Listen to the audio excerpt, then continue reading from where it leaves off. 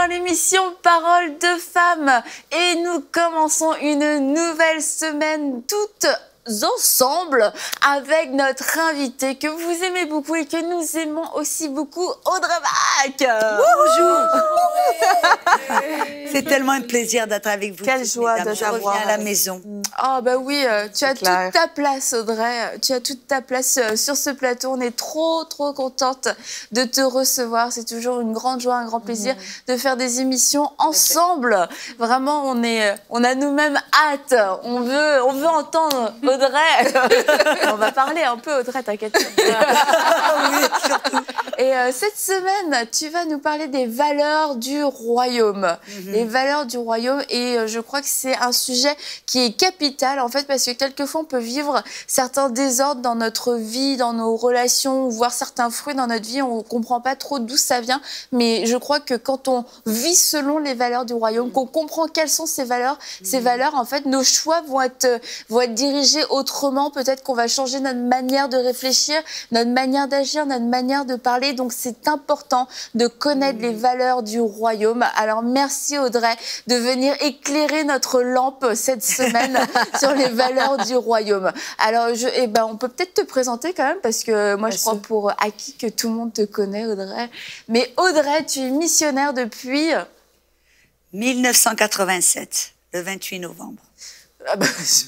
Depuis longtemps, donc depuis quelques années. Et tu es française, mais tu vis aux États-Unis maintenant depuis quelques années. Tu es mariée avec un homme formidable qui s'appelle Fred. Ça sonne super américain, Fred. Il est américain. Ouais. Et Fred. Mais non, ça sonne pas du tout américain, Fred. Non, Fred. Ouais, bon, voilà. Fred, et tu vas beaucoup ces dernières années dans la francophonie. Oui, tu prêches principalement la foi, la guérison, la justice de Dieu. Tu viens rétablir la vérité là où il y a eu des mensonges qui ont été construits, et tu le fais avec amour, douceur et dynamisme. Waouh! Elle m'a donné une bonne promo là. Hein. Ouais, tu peux le garder. C'est un billet de 50 là. Non, il faut dire que Annabelle n'a pas été payée pour faire cette merveilleuse introduction, non. parce que c'est le reflet de qui tu es. Oh. Toi, t'as été payée par contre? Pas du tout. Tout ça, c'est gratuit ici. Le royaume de Dieu, c'est gratuit. Ah, ben tu vois, l'honneur sera une des valeurs qu'on va aborder cette semaine d'ailleurs, mais pas aujourd'hui. Aujourd'hui, nous allons parler d'humilité. L'humilité, on en a besoin. Alors, Audrey, enseigne-nous sur l'humilité. Ben, je vais commencer par dire, parce que pourquoi est-ce que j'ai choisi de faire cette série sur les valeurs du royaume? Parce que partout où je voyage, j'ai remarqué qu'il y a un renouveau des dons de l'esprit, de la puissance de Dieu, du surnaturel.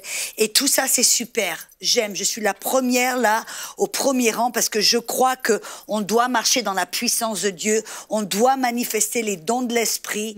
On doit marcher et refléter Jésus dans ses œuvres et faire les mêmes œuvres. Mais j'ai découvert quelque chose, que si notre fondation, notre caractère, notre intégrité n'est pas là, parce que je me rappelle un homme de Dieu que je connais, sous qui j'étais, il a dit toujours, les dons de Dieu vous amèneront là où le caractère de Dieu va vous garder. C'est-à-dire que si on n'a pas ce caractère, ces valeurs du royaume, ce caractère du royaume, on va peut-être avoir les dons et marcher dans le surnaturel, dans les dons, mais on va s'écrouler. Et donc, c'est important, c'est toujours, je vois, Dieu veut toujours cela. Quand on va dans une extrême où tout d'un coup, c'est tout le surnaturel, c'est la puissance, les dons. Il faut ramener un petit équilibre en disant, oui, d'accord, c'est bien le surnaturel, c'est bien les dons, c'est bien la puissance, mais on doit savoir qu'on doit le faire d'abord développer les fruits de l'esprit, le caractère de Dieu, ces valeurs du royaume, afin que quand ces dons nous projettent et nous catapultent, on puisse rester et ne pas être un ministère qui s'écroule du jour au lendemain. Une étoile filante. Une étoile filante, c'est une belle expression, Mathilde. Non, on veut être des étoiles et on veut continuer à briller. Et je crois que la première valeur, qui est, je crois, la valeur principale, c'est l'humilité. Et l'humilité n'est pas toujours l'idée que l'on a, que la plupart, parce que je vois dans beaucoup d'églises, comme par exemple, quelqu'un vous fait un compliment, ben, tout d'un coup, on va dire, non, non, non, non, c'est pas moi, c'est Dieu, c'est Dieu. Et on ne comprend pas que... Voilà, non, non, c'est pas moi. Vous voyez, quelqu'un qui chante, oh, vous avez une super voix. Non, non, non, c'est pas moi, c'est Dieu.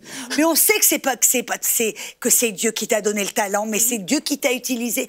On dit simplement, merci. C'est gentil, merci. Puis parce que ça, c'est une fausse humilité. Que la plupart du temps, les gens, ils pensent à l'humilité, se rabaisser, se critiquer, se voir comme un zéro. Et se continuellement s'auto-critiquer, ce n'est pas ça l'humilité. Et c'est loin de là, en fin de compte. Ça, c'est quelqu'un qui continue à avoir cette attitude d'autocritique et de se rabaisser de cette manière, c'est en fin de compte une autre expression de l'orgueil.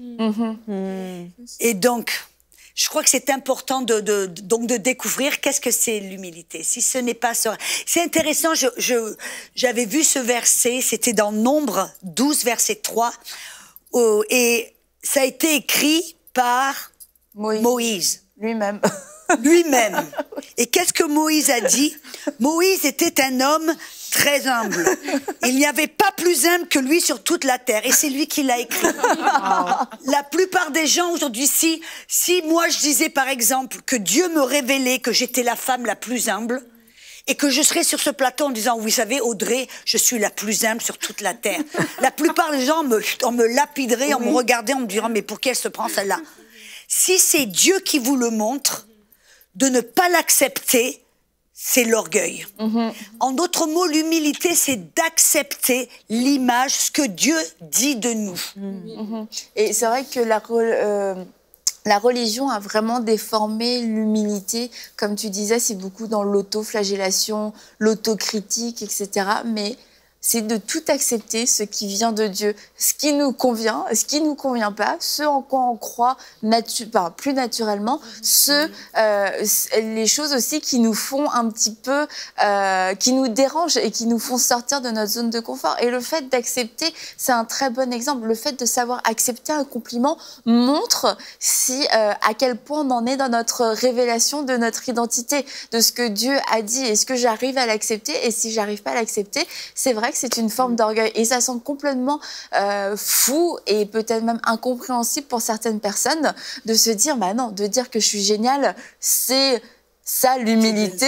Ben oui, parce que Dieu pense que tu es génial. Donc en fait, l'humilité, c'est d'accepter ce que Dieu dit, peu importe ce que nous on pense, ce que nous on ressent. Et Dieu pense un tas de choses positives à notre sujet. Exact. Et c'est pour ça que Moïse a fait cette liberté de pouvoir le dire.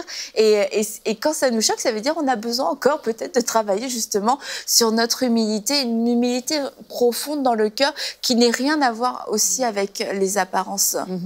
En fait, c'est... Voilà. Que de femmes humbles sur le plateau qui vont s'exprimer. Moi, j'ai pas parlé. Non, j'allais justement rebondir sur ce que tu dis parce que des fois, on n'accepte pas parce que nous-mêmes, on croit que si on l'accepte, c'est qu'on nourrit notre orgueil, en fait. Et que l'accepter, ce serait prendre la gloire pour soi-même. Mais si on a peur de prendre la gloire pour soi-même en acceptant un compliment, c'est que justement, on a besoin que le Seigneur encore travaille dans notre cœur. Parce que c'est clair que les dons et les talents qu'on a, tout ce qu'on a, c'est Dieu qui nous l'a donné. Il n'y a rien qu'on n'a pas reçu. Mais de vraiment de savoir en tant que femme, j'ai tel talent ou j'ai telle chose, c'est justement ça qui va nous permettre d'exprimer, de glorifier Dieu parce qu'on va marcher la tête haute dans ce que Dieu nous appelle au lieu de se cacher dans ce faux orgueil que je crois même que c'est l'ennemi qui nous envoie pour justement nous freiner et nous maintenir dans justement en bas. Voilà. Oui, c'est ça justement. L'ennemi veut nous garder vraiment captives. Et si je reprends ton exemple, tu dis que Dieu dit que tu es génial. Il y a ce verset qu'il dit d'une autre manière. Merci. Voilà, vas-y, Annabelle, reçois. Dieu dit que nous sommes des créatures merveilleuses. Et ça dit même mon âme le reconnaît bien. Donc, ça veut dire je suis capable de reconnaître que je suis une créature merveilleuse. Donc, si je suis capable de prendre ce compliment qui vient de mon Créateur. Donc, ce n'est pas de l'orgueil. Et souvent, justement, on balaye les compliments parce qu'on n'est pas capable de recevoir notre identité en Christ. Ceci dit, si je sais qui je suis, ce n'est pas de l'orgueil d'accepter qui je suis. C'est juste de dire gloire à Dieu. Merci Seigneur.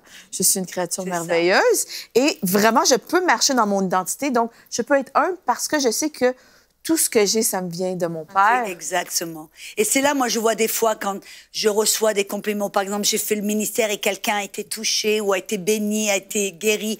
Et puis qu'ils viennent reconnaissant en disant « Oh, Audrey, merci, ça a changé ma vie. Oh, Audrey, merci, tu es super, tu es... » Comment est-ce qu'on réagit? On dit, bon, merci, c'est gentil, merci pour ces gentilles paroles.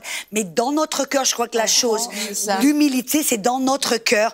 On dit, Seigneur, merci vraiment de m'avoir utilisé. Merci de m'avoir permis de faire ce que j'ai fait. Et dans notre cœur, on n'a pas besoin de le dire à la personne, mais c'est une question de cœur où dans notre cœur, on retourne le compliment à Dieu en disant, c'est par ta grâce. Je te remercie, Seigneur, de m'avoir utilisé pour bénir cette personne ou bref. Puis quand il pense, de toute façon, je parle, quand il est question du ministère, non mais on le fait, c'est pour porter du fruit, tu vois. Moi, ça m'intéresse pas de faire des émissions, ça m'intéresse pas d'aller prêcher si ça fait rien. Ah bah Annabelle, c'était complètement nul, ça n'a servi à rien, ça a même empiré les choses. C'est pas ce que j'ai dans mon cœur. Je crois pas que ce soit à ça que Dieu m'a appelé, à ce que ça serve à rien. Et puis finalement, quand ça sert à quelque chose et qu'il y a du fruit. Oh non, non, non, sérieusement, Dieu t'a appelé, Dieu veut que tu portes du fruit.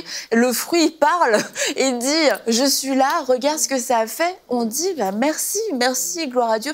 Et on s'en réjouit. Et au contraire, on devrait se poser des questions s'il n'y a aucun fruit qui peut parler dans notre vie, s'il y a aussi, on n'a jamais aucun retour. Mais comme tu dis, Audrey, c'est de ne pas s'en nourrir et que ce soit pas un moteur, mais qu'on ait cette humilité, justement, d'accepter, mais cette humilité de rendre dans notre cœur toute la gloire à Dieu, parce que ça va être un cercle, on appelle l'inverse d'un cercle vicieux, un cercle vertueux. Tu redonnes tout à Dieu et Dieu continue de déverser parce que tu gardes rien pour toi, tu t'enorgueillis pas. Et je crois que c'est ça, en fin de compte, l'humilité, c'est d'être tellement dépendant de Dieu. On a cette relation de dépendance, on sait que on fait ce que l'on fait parce que Dieu, c'est sa grâce, et puis on retourne, et comme là, c'est une dépendance, c'est ça l'humilité en fin de compte. On voit toutes les personnes dans la Bible qui étaient humbles, comme Moïse. C'était pas parce que Moïse, comme tu dis, se flagellait, s'autocritique. C'est parce qu'il avait une dépendance et une obéissance, une dépendance de l'Esprit de Dieu. Il savait, parce qu'il savait que ce qu'il faisait, c'était par la grâce de Dieu. Il avait cette dépendance totale de Dieu. Comme Jésus, on voit, Jésus était un homme humble. Et j'aime bien, j'adore me nourrir dans le livre aux Philippiens. Dans Philippiens 2, versets 5 à 8, ça parle de Jésus, que lui, c'est le maître de l'humilité. Et je voudrais rajouter quelque chose, que l'humilité, c'est quelque chose qu'on choisit de faire.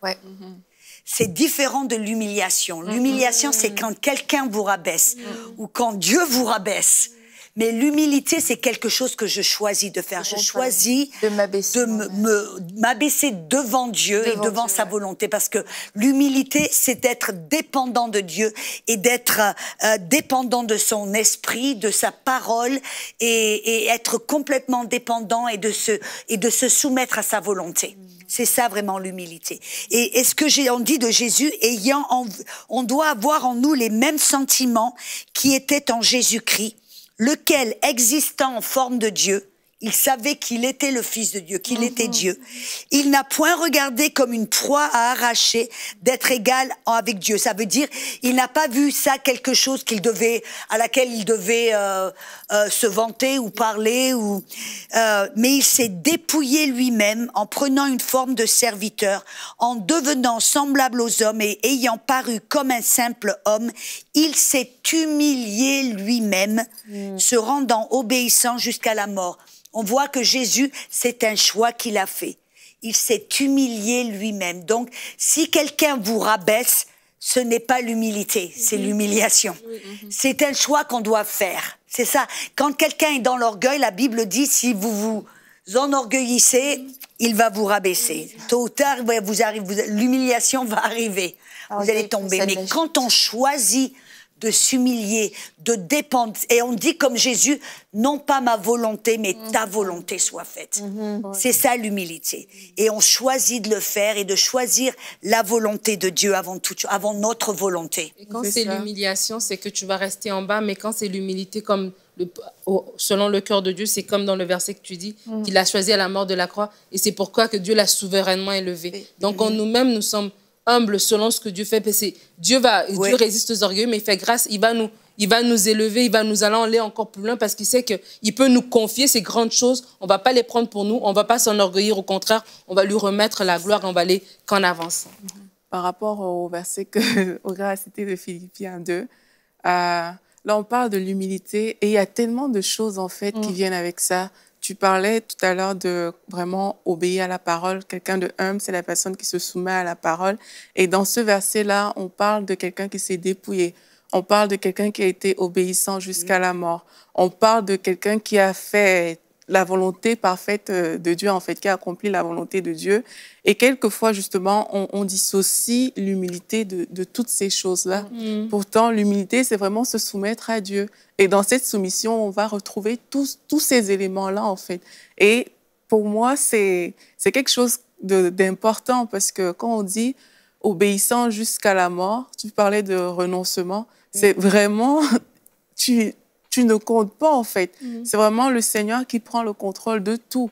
Et c'est ça, l'humilité. Mais quand on regarde à nos vies de tous les jours, on n'associe pas toujours le mot humilité avec toutes ces choses. On va, comme on a vu tout à l'heure, associer le mot humilité avec une façon d'être, une attitude qui est visible. Mais l'humilité commence d'abord à l'intérieur et d'abord avec notre relation avec Dieu, avant d'être quelque chose que les autres peuvent mettre le regard dessus. Mais ça commence d'abord à cette soumission que j'ai par rapport à mon Dieu, qui fait que parce que je marche sur la base de sa parole, les autres peuvent maintenant se dire « Ah, OK, mais lorsqu'on la regarde, on voit quelque chose de différent, on voit une attitude humble. Mais l'humilité ne commence pas à l'extérieur, où je veux être quelqu'un de humble, il faut que vous voyez que je sois humble. » Et c'est l'opposé. C'est vraiment dans l'autre sens, en fait. En fin de compte, si je peux ajouter, ça, c'est tellement important parce que souvent, c'est pour ça que l'humilité, c'est la valeur la plus importante parce que notre plus grand ennemi, ce n'est pas le diable, c'est notre ego. C'est le grand moi avec un grand M, c'est le jeu avec un grand J. C'est ça qui est notre plus grand ennemi. Et c'est ça que l'on doit, comme tu dis, on doit dépouiller, on doit crucifier. Et c'est, en fin de compte, pour quiconque veut on a parlé avant de la puissance, on a parlé des dons. Pour quelqu'un qui vraiment veut être utilisé par Dieu, quelqu'un qui veut avoir une différence dans le royaume de Dieu, quelqu'un qui veut ressembler à Jésus et faire ce que Jésus faisait, il doit passer par ce chemin de l'humilité. Et crucifier le grand jeu, le grand moi. C'est ce que Jésus a dit. Dans Luc 9, 23, 24. Et c'est en fin de compte, c'est dans Matthieu 16 et dans Marc 8. À chaque fois, Jésus parlait et il a dit, si quelqu'un veut venir après moi, ou on pourrait dire, si quelqu'un veut me ressembler et faire ce que je fais, qu'il renonce à lui-même, qu'il se charge chaque jour de sa croix. Il faut renoncer, porter sa croix et qu'il me suive. Car celui qui voudra sauver sa vie la perdra et celui qui la perdra à cause de moi la sauvera. Ça, c'est déjà un message. Mais c'est le seul chemin. Vous voyez, les gens, ils pensent que le diable, c'est le plus grand ennemi, quand en réalité, très souvent, les gens ne voient pas des fruits dans leur vie, ne voient pas de puissance dans leur vie, où ils se demandent, mais pourquoi ça prend tellement de temps? Tu vois, ils veulent aller dans les hauteurs. Dans les hauteurs, ils veulent être un grand ministère, avoir un grand ministère, faire ceci, faire cela. Mais ils ne sont jamais passés par ce chemin. Et par amour, vraiment, et par miséricorde, Dieu ne leur permet pas d'aller pour les protéger. Parce que le chemin d'être efficace et d'être puissant dans le royaume de Dieu doit passer par, c'est-à-dire, on doit suivre Jésus et ça veut dire qu'on doit se crucifier soi-même, se renoncer à sa volonté, à son... Et ça ressemble à quoi? Il a dit, quelqu'un qui veut sauver sa vie. Et quand on pense sauver sa vie, on pense automatiquement mourir. Mourir il y a différentes facettes. Quelqu'un qui veut sauver sa réputation. Moi, je vois surtout, moi, je vois dans le ministère de guérison, quand on est appelé à prier pour les malades, Combien de fois, et je vais dire mea culpa, combien de fois tu vas prier pour quelqu'un et puis il y a la petite voix qui dit « Ah, oh, si ça marche pas, qu'est-ce que les gens vont penser Et des fois, tu n'oses pas faire des choses qui vous paraissent impossibles, parce que quelque part, il y a cette petite peur de « Et si ça ne réussit pas, et si la personne n'est pas guérie, et qu'est-ce que on veut sauver notre réputation. Et ça, on doit la crucifier à la croix. On doit aller par ce chemin où on se dit, peu importe ma réputation, peu importe ce que les gens pensent, peu importe si demain matin j'ai plus de ministère, ce qui est important, c'est que je me soumets à la volonté de Dieu. Et sauver sa vie, c'est aussi, des fois on veut sauver son confort, on veut pas faire certaines choses que Dieu nous dit de faire parce que ça me coûte. Comme tu disais, on est hors de la zone de confort, on veut pas trop. Mais on doit aller par là, on dit, OK, peu importe si ça va me coûter mon confort, ou si ça... Il y a des fois, Dieu nous demande de faire certaines choses qui, des fois, tu te dis, tu vois, je vais tout perdre. Tu vois, et, ben, peu importe. Pour arriver, moi, je vais arriver au moment où je me dis, ben, même si demain, j'ai plus de ministère, ben, peu importe, j'ai Jésus. Amen. Exactement. Et j'ai obéi à sa voix, c'est ce qui est le plus important. Même si personne demain... il me lapide, il me jette plus personne ne m'invite, peu importe, au moins j'ai obéi à ce que Dieu m'a demandé de faire. Mais je crois vraiment qu'il y a des personnes qui nous regardent et c'est le défi, c'est le combat de leur vie. Je veux un ministère, je veux réussir, je veux être reconnue parce que ces personnes sentent en fait l'appel au ministère. Il y a un désir de servir, mais comme tu dis Audrey, le but principal de notre vie, c'est Jésus, c'est d'aimer Jésus avec ou sans ministère. Et un des pas de l'humilité, c'est de se dire, mais même sans ministère, même sans l'accomplissement de cette promesse, qui je crois vient de Dieu, je vais continuer de t'aimer, je sortirai pas, j'abandonnerai pas la foi parce que je ne suis pas là pour le service, je suis pas là pour le ministère, je suis là par amour, par choix pour toi. Et en fait, beaucoup de gens, c'est vraiment le déclic à avoir de s'abaisser sous la main puissante de Dieu et au temps convenable, il va vous élever, mais vous êtes en train de poursuivre le mauvais combat, en train d'essayer de vous placer à des endroits avec des personnes. C'est pas votre combat. Vraiment, là où vous devez être aujourd'hui, c'est au pied de Jésus, avec humilité, en renonçant à tout ce que vous savez faire, tout ce que vous avez appris, à votre réseau, à vos cours, peut-être même théologiques, etc., à vos bonnes prédications, à tous vos partages sur les réseaux sociaux.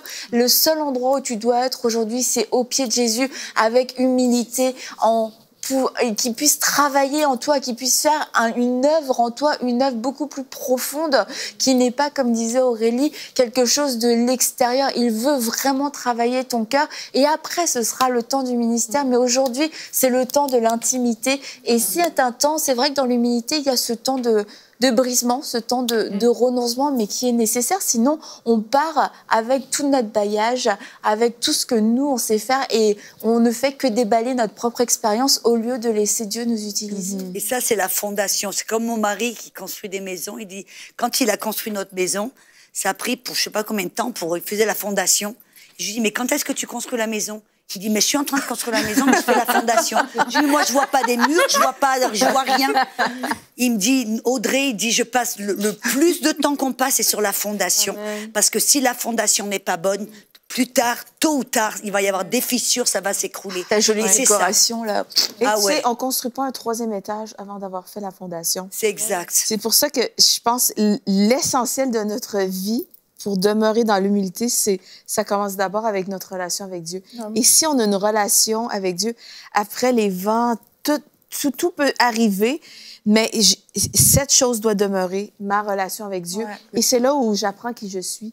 C'est là où j'apprends quelle est ma valeur. Et c'est lui qui me la donne. C'est pas le micro qui me la donne. C'est pas mon ministère qui me donne ma valeur. Et si je n'ai pas appris ma valeur dans le lieu secret, après, si je passe tout de suite j'ai pas de fondation et j'arrive au 3e étage, eh bien, qu'est-ce qui arrive? Il n'y a pas de fondement. Il y a un vent contraire qui arrive et je m'écroule. J'ai aussi envie d'encourager les personnes qui nous écoutent. On parle d'intimité avec Dieu, mais de ne pas aller vers Dieu justement avec des calculs. Avec un agenda. Avec, la visée justement de faire ce ministère ou toutes ces choses, mais vraiment d'aller vers Dieu par amour, avec un cœur qui veut s'humilier, un cœur qui veut écouter ce que Dieu a à dire. Vraiment, dans la présence de Dieu, Dieu parle.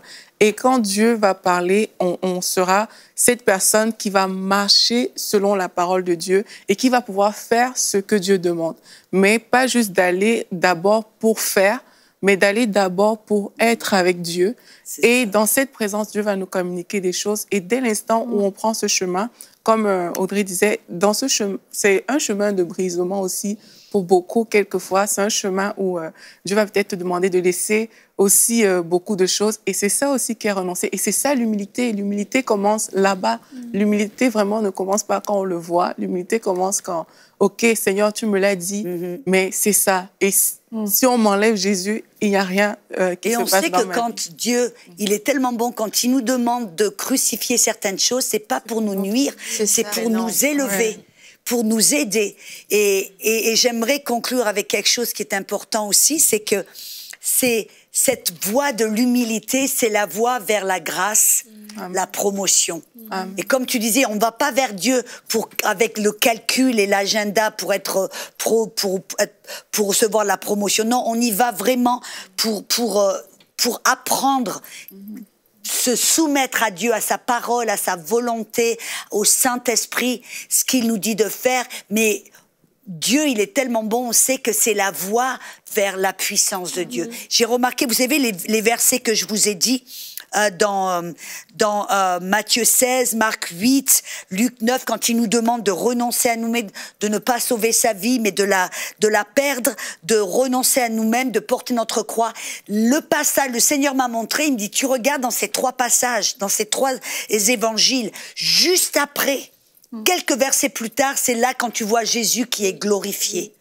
Et le Saint-Esprit m'a parlé, il me dit, si tu veux voir la gloire de Dieu, tu veux voir la puissance de Dieu, tu veux voir vraiment la présence manifestée de Dieu, c'est après l'humilité que vient la gloire.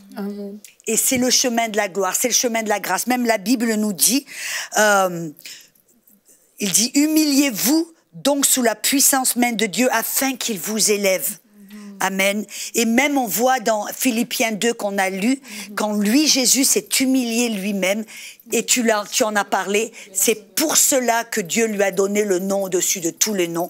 On veut avoir marché dans l'autorité, on apprend à s'humilier, à marcher en humilité. Quand on apprend à marcher en humilité, on connaît la grâce de Dieu, on connaît la promotion de Dieu, on connaît la puissance de Dieu et sa gloire. Et on marche dans une plus grande autorité.